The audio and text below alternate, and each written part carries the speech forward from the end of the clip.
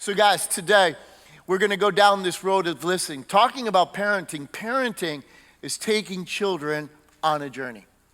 In other words, from the point that children come into the world, the parents have a responsibility by God to take them on a journey.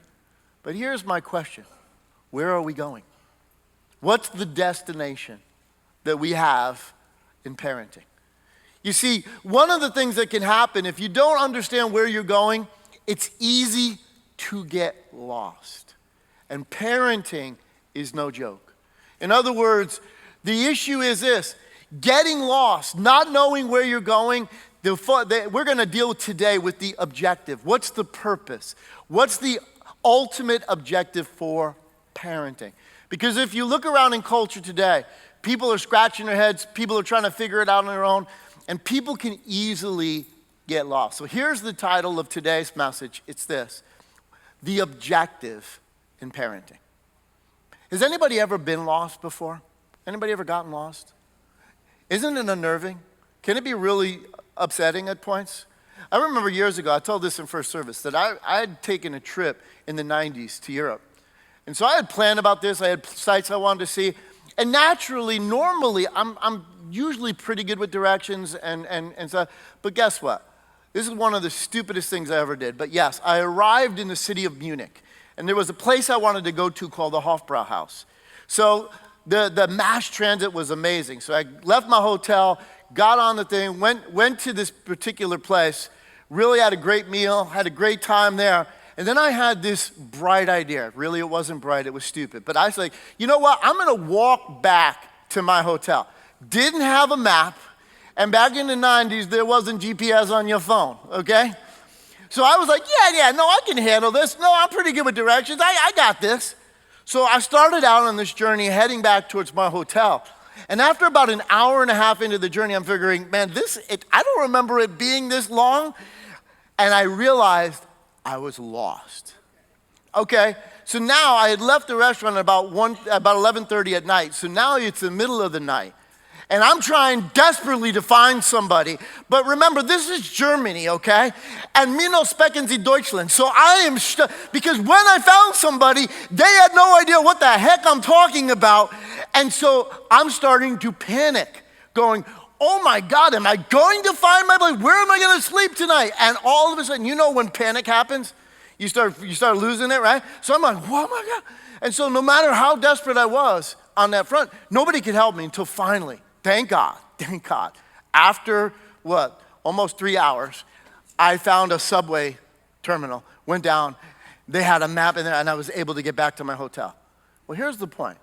It's easy to get lost because the truth is, getting lost is following sometimes bad directions. So what directions are you following as a parent?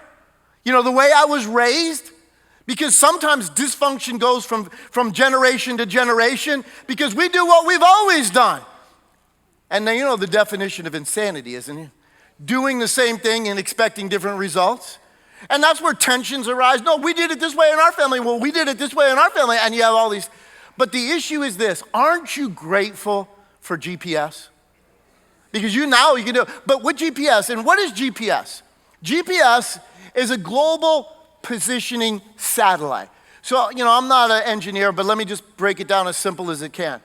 GPS works off of mathematics, which understands that when you have what they call triangulation, because of a satellite in the sky, if you have a beginning point and a destination, it will map you.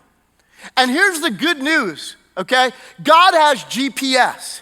God's positioning strategy that no matter where you are in your parenting journey, if you've ever taken a wrong turn and you had GPS, you know I love the old ones and they used to go recalculating, right? You know, it's like, nowadays it's just like, you know, you think, but it'll recalculate you because if you're heading in the right direction, even if you get off, God cares more about your kids than you do. And that's important to recognize. But you have to have a beginning point and a destination. So let's begin with the beginning point, because what does the Bible, what does God say about children? Here's what the Bible teaches us. Children come into the world morally bankrupt. You say, excuse me? Pastor Ken, there's so little angels when they come in. No, what the Bible teaches is that all of us have a bent towards going wayward. In other words, parents discover this issue that your children, it's not their environment that needs to teach them. Yes, that can encourage wrong behavior, but kids know how to do it all on their own. Why? Because what does the scripture teach? That mankind was made in the image and likeness of God. But when sin entered the picture, we didn't lose what we were. We adopted or we inherited a fallen human nature. In other words, we still have the dignity of being who God created us, but we have a responsibility now to harness a nature that tends to go against God. And that's important to recognize because we think, oh, my child is just a little angel, till you discover those are just shoulder blades in their back, now wings. I tell people sometimes, Christian parents especially, we lose our mind at times. I say, don't you remember what you did to your parents? You're like, no, not my little angel. Are you kidding me? You know what you did to your parents. You know how you hid things. You know how you tried to get away with what you could get away with. We think our kids don't know. It's automatic because here's the thing that we need to recognize from God's point of view. We're both biological and spiritual. This is what the New Testament talks about, the idea of the flesh and the spirit. These two sometimes are at war with each other. So what is a parent's job? It's to help your child develop self-control, okay? So that what? Their desires and their tendencies and things that they sometimes feel led to do, that they don't give in to doing those things because it'll lead them in the wrong direction. And so in essence, you have to first start here, but here's the next part, and this is the most important. Listen, if you can get the notes for this, but listen, the objective of parenting, y'all know what it is? Can I ask the question? How many people know what the objective to parenting is? Anybody? No. I mean, if you're a parent in the house, what's your goal? See, the Bible tells us that children are like the arrows in the hands. So in other words, a parent is supposed to put an arrow in a bow and point it in a direction and aim it, right? What's your aim as a parent? What is it you're trying to achieve? What's the primary objective? All right. Let me give you the answer before I have a riot in the house, okay? The objective of parenting, according to God, is teaching and training your children to leave. Let me say that again. The objective of parenting is to teach and train your child to leave, not stay. Now, I know that sounds harsh. Listen to me. It's training your children, listen to me, to live their own lives and fulfill their God-given destiny. In other words, our children come into the world that God has a purpose and a plan for their lives. We have a partnership with God. It's to help them get on their own so they can be everything God designed them to be. So parenting sometimes means not my will, God, your will be done.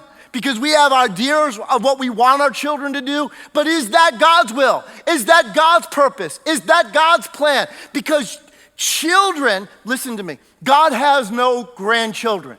So every generation needs to know how to stand on their own 2 feet, to be who God designed them to be. So the role of parenting, the objective is to teach and train your child to leave. Because a parent is responsible in the journey into parenting. The responsibility of a parent is at first to govern their child. Because in growing and teaching and training means that there's a process of development. So a child comes from the point of coming into the world. Yes, a parent is responsible to govern. In other words, tell their child what is right and wrong. Make their child responsible for following what is right and wrong. But the role of parenting is to then begin to slowly and incrementally help the child govern themselves. In other words, they should be given more and more opportunity to make decisions on their own. But listen to me, but then hold them accountable for their decisions. That's usually when it gets quiet. Because we like the idea, oh, they're responsible, but when they make a blunder, do you pay for it, parents? Or do you help your child learn that life isn't going to give you a pass? That there is a responsibility to make wise decisions. So in essence, as your child grows, one of those things I tell parents all the time, does your child have a bank account? Have you taught them to manage and to handle money so that they would make wise decisions and make determinations of how the value of money, what it's about? See, one of the reasons why we're stuck in this present generation, that people don't value money, they want everything and don't realize what does it take to gain that. But that's a part of training. And listen to me, guys. If you're a parent in here, today is really not about guilt. Trust me. One of the most important things you can recognize is we're all in a growing and learning responsibility. One of the best ways to train your child is to just be honest about your own journey. Can I tell you about one of my own parenting blunders? Okay? I'll tell you this. I learned it last year, and I'm sad about it because I never taught my children the difficulties and challenges that I had. The things that I had to deal with, the things that I had to get over, the things that I was struggling with, I never was open with them. I never talked to them about it, and I gave my children a false impression. They used to think, Dad, we can't do what you do. We're not like you that way. And that was my fault of not being transparent and saying, listen, these are my struggles. These are my issues. I don't have it all together. That's not the role of parent as being perfect. The role of parenting is modeling for your child what does it mean to walk in these ends. In fact, look at this. Teach. Let's deal with the first one, teach. Because as we train our children, as we teach, first of all, teach means to explain. It's taking the opportunity to explain the situations to our children. Teaching is a recognition of development. In other words, listen to me, parents. The primary role of teaching isn't the responsibility of the school system, isn't the responsibility of the government, isn't the responsibility of anybody else. The primary role of a parent is to shape and help your children know what a good worldview is. That's what it is. Thank God that we have partners. Thank God for teachers in the classroom that teach mathematics and history and other points like that because they're on our team. That's why you should never default your role of being the senior coach. Yes, you may have, just like on a baseball team, you have a pitching coach, you have a batting coach, but there's a general manager. And that's the role of the parent. You are the general manager. In other words, if somebody's not doing a good job teaching your child, fire them, get a new one, and do what it takes to get your children in the right position. Do you understand what I mean by that? When I say fire, it means, listen, sometimes if you have to switch the situation around, then do what's necessary. Because if the person is not working with you, then they're working against you. And as a parent, you need people on your team. In fact, when Kathy and I were parents, one of the things we did, we went and interviewed. Like even the pediatrician for my child, we interviewed 5 different pediatrician centers. Because I needed to know what their worldview was, how they're going to look at it. Because how I raise my family, I don't need somebody picking up the phone and calling DCF on me because I had the audacity to correct my child. Okay? No. I don't believe, guys, trust me, I do not believe in abuse. And if you've ever thought that you have a cover for that as a parent, no, you have a responsibility because God has first ownership of your child. And you owe accountability to him. But here's the point. Instructing your child in the way you should go, you have to have responsibility that you know to guide your child correctly. Therefore, every area of correction should be in love, should be inspired in love, not because you're upset, not because you got ticked off, not because your child angered you. That should never be the reason that you instruct and direct your child. It should always be with the intention of doing them the service of pointing them in the right direction. Because if they're violating the rules of your home, then why do you think they're going to obey the rules of anybody else's home, whether the workplace, the school place, or anywhere else they go? No, it's learning to learn because that's how you get along in a civilized society, isn't it not? Everybody has to learn to do their part. But listen to what God gave instructions to Moses. And this is a transferable part. This is a principle that is still applicable today. It's found in Deuteronomy 6. And look at what the words that Moses wrote to the children of Israel. He said, "These words which I command you today shall be in your heart. You shall teach them diligently to your children. And you shall talk of them when you sit in your house, when you walk by the way, when you lie down, and when you rise up." Notice the first part. He said, "And these words which I command you today shall be" where? Where? In your heart. Which means, parents, listen to me. If it ain't in you, you can't instruct your kid. What does not work is do what I say, not what I do. No, that doesn't work anywhere. No, it's got to be in our heart, because the number one, listen, I put this down. Listen. Okay, parenting is more about what you do than what you say. In other words, when we instruct our children, it's because this is the way we live our lives. In other words, I've dealt with this, especially in church world. Parents have these aspirations, desires for their children, like, I want my kid to memorize scripture. I want my kid to be faithful on these fronts. I want my kid to follow after God. And I ask parents, but do you? You want them to memorize scripture? What have you memorized? Where are you asking? See, the key is this. Again, it's not about guilt. It's like we're in this together. We're all growing and learning. That's what parenting is. It shouldn't be awkward. In fact, the only time we shouldn't be talking about God's word only when we're putting our kids to bed. If it's a way of life, then training is about teaching, and training is about a whole way of life. And so in essence, here he's saying that no matter what, it should be throughout the day looking for life examples and opportunities, because your life should be the number one model. Hey, listen, this is what I learned. This is when I learned what not to do with money. Opening up to your kids, telling them some of your mistakes and saying, listen, this was a foolish decision I made. If you can learn from this, then learn from this. Because the borrower is servant to the lender. I got myself in debt. I don't ever want you to be in debt. I'm working hard to get out of debt, and I want you to understand how to handle money in a correct fashion. See, teaching your children is using your life as an example. It's opening up. So therefore, it should be the normal things. And sometimes, again, I'll be first to tell my own failures, because listen, my wife will tell you this one for sure. My kids drive too fast. But why do my kids drive too fast? My fault. My wife will rhyme out, they're your children. Because yes, that unfortunately, and I'm working on that. It's not the best, okay?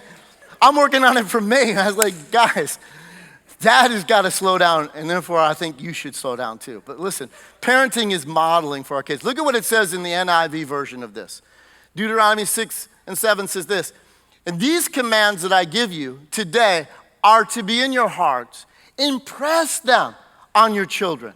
Talk about them when you sit at home, when you walk along the road, when you lie down, and when you get up." In other words, it should be a normal, natural, not awkward discussion. That's one of the things that freak out parents. Like, oh my God, am I responsible to help my children to know how to follow God? Yes, Jesus said, Paul said, follow me as I follow the Lord. In other words, parents, does that mean you have to have a degree in theology? No, it just simply means, hey, I'm learning this, and I want you to learn from my example. I'm doing my best to follow Christ.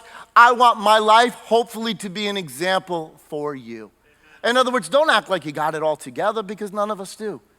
It's being honest about those fronts, but it's impressing your children, talking about it continually. Look what it says in the NLT version. It says, "And you must commit yourself wholeheartedly to these commands." You see, that's an all-in proposition, guys. That's why I love reading the scriptures in multiple translations, because you kind of get a fuller, broader picture of what the original language is communicating. They got to be wholehearted, meaning you got to go all in. You can't be half in, half out. Because guess what? You ever been with somebody like that? They're trying to teach you to do something, they're trying to inspire you to do something, and they don't do it? You look at that twice. You're like, I'm not sure I'm going to follow that. But when you have someone that's wholeheartedly doing something, isn't those the people you want to follow? Somebody who's gotten themselves out of debt, somebody who's got themselves in a strong position, somebody who's got a solid marriage because they've been applying these things. It's people who are wholehearted. That's the ones we want to listen to because we want the success that they have experienced, right? You learn from that. And the things that we should be teaching our children are the things we've learned along the way, but it has to be a wholehearted commitment from us. He said, repeat them again and again to your children. In other words, one time doesn't do it. Do you ever wonder why the scripture says, Jesus said, again I say unto you? See, one time is not enough. You can't just say, well, I talked to my kids about that. No, it requires continual reminders. Why? Because all of us are like that. Repetition is the motor of learning. It takes time. Sometimes we think, well, I said it once. Isn't that enough? It's like the guy that said, I told my wife I loved her when we married. If I changed my mind, I would have let her know. No, you have to say it again and again and again. In fact, leadership. One of the things about leadership when you're casting vision, you think you're saying it too much. And at the moment you think you're talking about it too much is only when it begins to take root in the hearts of other people. It takes time. It takes repetition. And so it is in the household. Reminding those things again and again. But not do as I say, but here's how we live. This is how we do it. This is the way. Walk in it. And so in essence, that's important because why? You and I must leave an impression upon our children. See, an impression is kind of like a mold. If you ever poured concrete, you just don't pour it, right? You form something that you pour it into. And so teaching your children is basing that form and then pouring in, but it takes time to set. You don't put weight on it right away. You allow it to take the place to harden, to what they call cure. And so it should be that way because, see, the times of teaching and training your children are so critical because you know why? Your kids are going to go out into a world that doesn't believe anything like necessarily the things you believe. That's where Kathy and I recognize, you know what? Our kids have gone to Christian school, and I believe in Christian schools. But I started to recognize I had a problem. My kids didn't know how to deal with an unsaved world. And when I began to open up and talk to my kids that the overwhelming, here's the scoop, guys, in the United States of America, only less than a third of the people you'll encounter have a worldview like you believe. And here's the point. You need to know how to navigate that world. Not because the Bible says so. No, you need to go deeper than that. You need to know the why behind the what. That's what, if you really want to know why kids lose their way, because they don't know the why to the what. And that's the responsibility of a parent, is to make sure that we understand, like, why should a child not get involved in sexual immorality? Because one of the things that we can have ripped off from us is intimacy, what God wanted. Something so unique, something so special that two people experience something that nobody else on this planet would ever know about each other but the two of us. It's something special, it's something unique, it's something that God designed, it's perfect. This is a plan God intended, that we would have no shame. Because people who have navigated that world and not, they live with the regrets of their past. Why can't we inspire our children to see something bigger than, see, it's not just about what not to do. How about what to and why? Amen. This is the road to walk on, and this is a better path. But it takes time, it takes reinforcement, it takes encouragement. Especially when you realize that following Jesus is like swimming upstream, is it not? And that's what it is. So impressing our children, listen to me. Our actions matter so much more than our words. Because our kids are watching us all the time. And the issue is this, do we believe it? See, some of the greatest lessons can be how we navigate the difficulties. And again, parents, don't ever feel ashamed. If you messed up, the best thing you can do for your child is take responsibility and apologize. Don't act like, well, I'm large and in charge, so you know what, I don't need to do that. No. If you lose your temper trying to get a parking spot at the mall because some jerk pulled in front of you and took your spot whether you had been waiting for 10 minutes, apologize. Ask God to forgive you. Ask your family to forgive you. And guess what? You just taught your kids one of the best lessons. In fact, I remember this. A minister that I highly respect, Andy Stanley, his father is Charles Stanley. okay? Charles Stanley pastored the First Baptist Church in Atlanta, Georgia. And when Andy was 13 years old, he tells his story. I read it in a book, and then I heard him talk about it years ago. I'll never forget this. He said this. My dad, and if you know anything about the structure and governance of a Baptist church, okay, the deacons have a role of responsibility in the oversight and how the church policy happens, okay?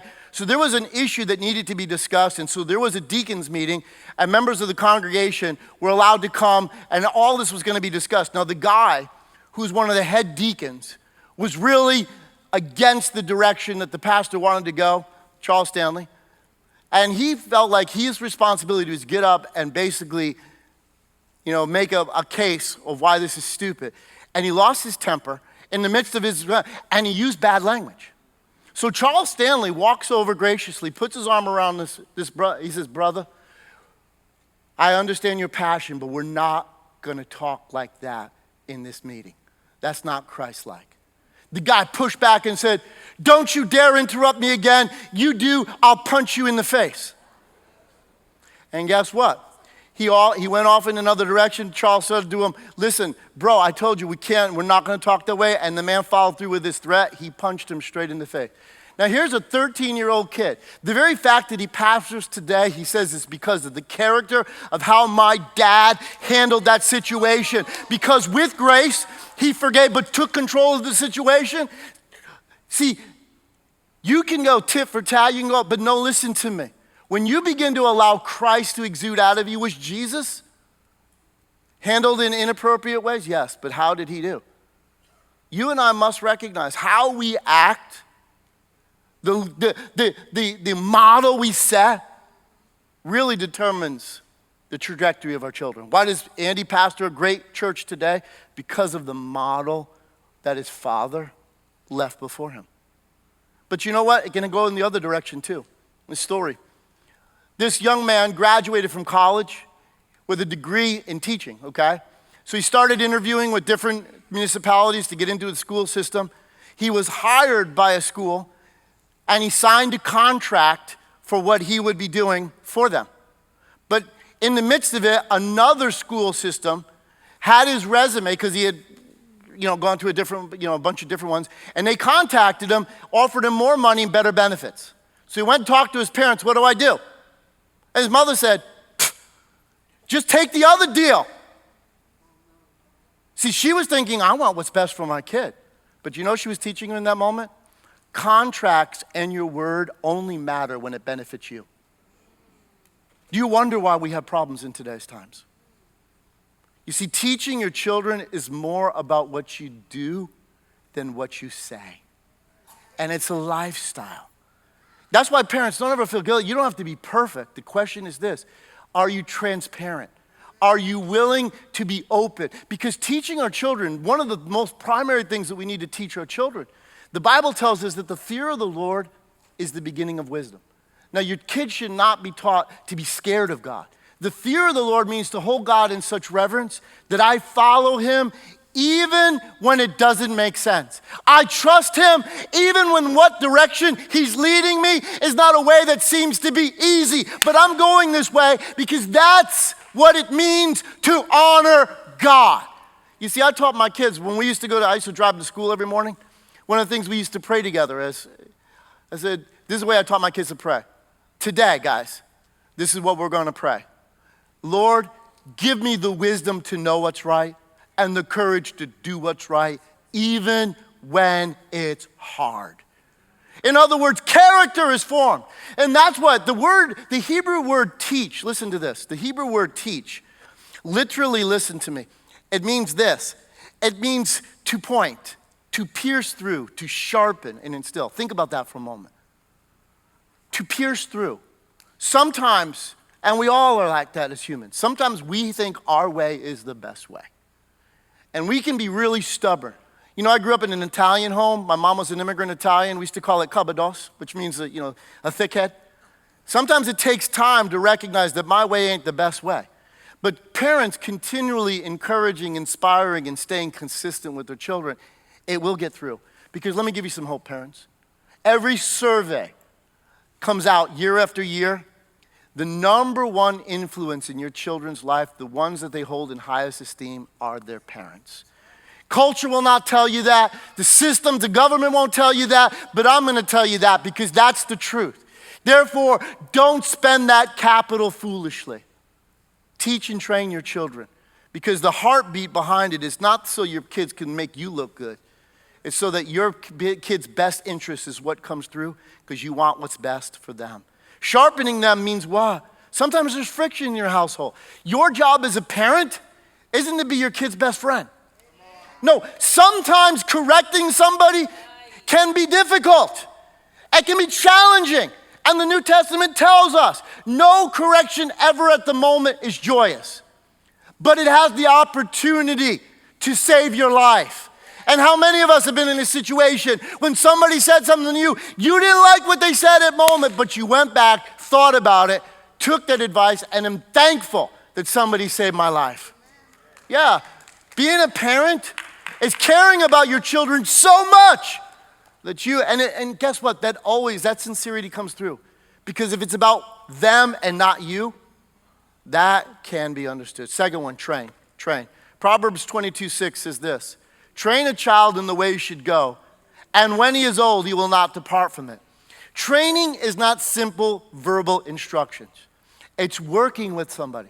See, every sports team, I played sports very competitively for years. I was a soccer player, and every team has a trainer. And what does a trainer do? It doesn't just tell them what to do, it works with them so that they obtain those skills on their own. It's working out on the field. See, here's the gift. The role of parents is helping your children, getting them on the right road, but allowing them to learn to do it for themselves. See, my wife started when my kids were just teenagers. They're like, guys, you're going to do your own laundry. Because one day you're going to have your own house. You need to take care of it. You're going to clean the bathroom. Yeah, you start doing those things. See, fathers, let me tell you, fathers, trust me. Your kids may not do it exactly as you did it, but the key is if they get it done, don't be overly critical. Help them learn to do it on their own. That's the key. Do your kids have a bank account? Are they given the opportunity to make financial decisions for themselves? So if they spend their money foolishly, then they got nothing else to do. They got to earn it to have some more. Or no, do we just keep giving and giving and giving? Then you teach your children the wrong thing. They expect everything to be given them in life if that's the way they've been raised. But no. Here's the point. Do you teach your children to invest? Invest for their future. Or is that, J.P. Morgan's responsibility? No. Teach your children and train them, which means get involved. Help them to be able to stand on their own. That's the responsibility of a parent. Training is the opportunity to them to do it to gain experience. Because why? Any athlete will know this. Why is practice or training so absolutely critical? Because it's by doing it again and again and again and again that it becomes first nature. Because if you've ever played sports competitively, I did, okay? When game time comes and the adrenaline pumps in and all the other stuff's going on, you ain't thinking like at practice. And your head goes into it. But if you've trained yourself, it's first nature to respond the way that you are trained. That's what the military understand. Because then it's a matter of life and death. Because training somebody that way is the ability to save them when the pressure comes, when their life is threatened, that they respond as they were trained. That's why foolish people get involved. That's why I don't get involved in social media. They just show their ignorance by the way they respond. Like a police officer, any police officer knows this. If you ever have to pull a weapon, okay? People say, well, why didn't they just shoot him in the leg? That's Hollywood. That's not real life. Training says shoot for center mass. Okay? And why? Because when the pressure is on, when your adrenaline is pumping and when all of that's flowing, guys, you have to rely on training. Okay? Your kids need to be trained so well because guess what? They leave your house, They go onto a college campus today. Depending on the college campus they walk into, you would be appalled at some of the things that people are trying to get your kids to go down the path of. But if they've been trained well, they're gonna go, nope, nope, nope, you're not ripping off my future. This is the way I'm gonna go. This is the path that is before me. And then they can be influencers and not just followers. It's good training, guys, but listen to me. Training requires this. Listen. Proverbs 22:6 in the NIV says, start a child off on the way he should go, and even when they're old, they will not turn away from it. The NLT says, direct your children onto the right path, and when they're older, they will not leave it. Listen carefully. Training requires learning your children's bents and working through them to direct their path. In other words, what's a bent? It's a natural inclination. It's a skill, an activity, a passion, something that's unique about your child. Not all children come out the same. Trust me, I have 2 boys. I was there the day they were born. I know they came from the same place, but guess what? They can be radically different. And my kids are very different about the way they approach life. But my job as a parent is to know what inspires this one, what discourages that one. What things to see, celebrating is recognizing what is your child good at. And their future may not be what you ever dreamed or imagined them to do, but remember, they're God's first. Your job as a parent is to give back to God what God has lent to you. Yes, God has no grandchildren. Every generation must know what God has inspired and equipped them and guided them to do. And a parent needs to know the bent, so to know how to work with your child to see that their God-given future comes to pass. That's what the world desperately needs. A young people that understand that God has uniquely skilled and gifted me to make a difference in my world. I don't have to be the mold of anybody else. No, God Almighty has breathed into me a plan and a purpose for my life. See, parents inspire that. Parents encourage that. Parents recognize that even in their household, there may be different ways that they're rewarded and different ways that they're disciplined because you know the bent of your child. The key is learning to work with them. The key is learning to inspire them. The key is learning to recognize that they're God's and God's first and foremost. And my job in parenting is to prepare them to what? To teach and train them to what? Ultimately what? Leave. Why? Because Genesis 2:24 says that's why a man leaves his father and mother and is united to his wife and they become one flesh. Success in parenting is preparing our children to stand successfully on their own. You know, sometimes we live in a culture today, I think that a lot of parents think that it's teaching and training our child to stay. They're like, well, but no, oh my God, I can't. Parents, it's not about your emotions. It's not about your desires. Your children need to know that they can handle life on their own. What about if they face difficulties and trials, Pastor Ken? That's where character is formed. That's where their spiritual maturity is forged. It's not you showing up and basically take care of this, take care of that. What do we call it today? Why are there crazy terms like helicopter parenting? Like you kind of wait around because you swarm around your child, and if they get in trouble, you swoop down and save the day. No, you're not your child's hero. Your child needs to learn to rely on God, and guess what? That's not your name. You're just a parent. And a parent is important. But a parent needs to point their children to the true one who can supply all their needs according to his riches and glory. They need to know how to tap into God's purposes and plans. It's not about you trying to take care of all the problems that would come your way or your emotional stability if your kids left. No, it's not about us. It's an absolute joy to do the job that God has intended for us to do. And what's the job? It's following the objective. Teach and train your children to leave. Leave means what? Stand on your own. Know how to do it. Know how to handle it. You can do what God has called you to do in your generation. I'm here to cheer you on. I'm here to encourage you, but I'm not here to take care of all your problems. No, when you were a little boy, yes, I changed your diaper, but now guess what? You can do your own laundry. You can clean your own room. You can clean your own car. You can take care of your own stuff. That's the part of teaching and training, so that they can stand on their own. We need to, as parents, have the emotional maturity to recognize that it's not about me, but the best thing I can do for my kids is to make sure that they're ready to stand on their